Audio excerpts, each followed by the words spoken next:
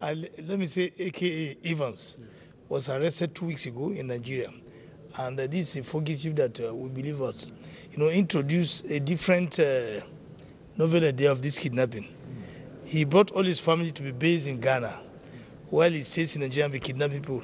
And when he kidnaps, his what do you call it? His price tag are always in dollars.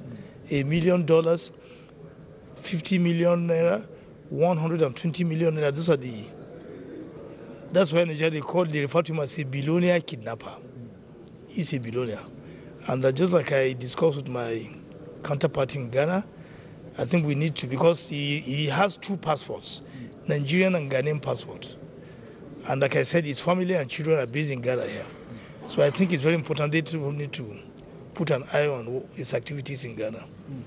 These are some of the issues, as you observe, these are some of the issues we have to together put our heads together to see how we can make the West African sub-region difficult for any will-be criminal, any of them. Now, you stated that he has been operating on the coastline of the West African coastline. Can you tell us some of the countries? And obviously, so far from our own end, we're able to track some of his properties in Lagos. We're able to track some of his gang members in Nigeria. But just like you observed, he may have some gang members in other places. And I think that's why I believe that the information we give our counterparts in Ghana, we're going to assist us to unravel some of these issues you are discussing. Whether he has a team in Ghana here, whether they've been involved in any kidnapping, or whether they've been involved in, because he indicated that he started with drug trafficking first before he veered into kidnapping. So there are so many things I think we can track on that Evans. So do you have fears that he could possibly have trafficked, drugs using the Ghanaian passport and the other things that you talk about? Whatever he does, I think he has met the end of his of whatever he's doing now. He's going to cooler. And I want you to understand that, in some states in Nigeria, kidnapping carries a death penalty. So it's not an offense that you take and leave it in Nigeria. So we have the...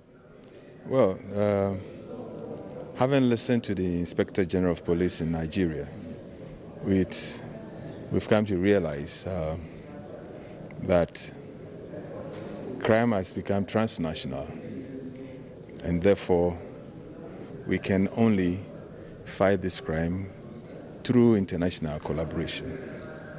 This is exactly what we are doing. He's mentioned certain platforms like the West African Police Chiefs Organization, and then the head of Interpol in Nigeria also did mention a platform called the Interpol Network, the I-24/7. This is a platform that we share information and intelligence. And we're going to use that medium that will enable us, unravel some of the mysteries behind the arrest of this kidnapper in Nigeria. Some of these things we cannot tell people, but we are talking to ourselves and we're going to exchange information. Then from Anambra I moved to Edo. Edo State is like about 3 times. In Edo State, before I come to Lagos. What did you do? I know about Danodete. This amount of ransom we have collected is from First Tag. He lives in First Tag. How much? Yeah? How much? $1 million. Give me back. You can give me money to give somebody. You can give me back. You can ask me to go and collect something from somebody. Then you call me. You can come out anywhere and collect anything from me. That is how you do. He doesn't know where he lives. By even one day, follow and go keep now. But now, I think I this problem for here now with this in gun. They don't pack up. Now they call me for phone. So boy, I don't get problem. They don't pack all my gun. So make a fine way. Whether I go feel gun, see gun for Bayasa, buy for him. He go pay 3 million, 3.5 to my account. This is the only first time I work with him.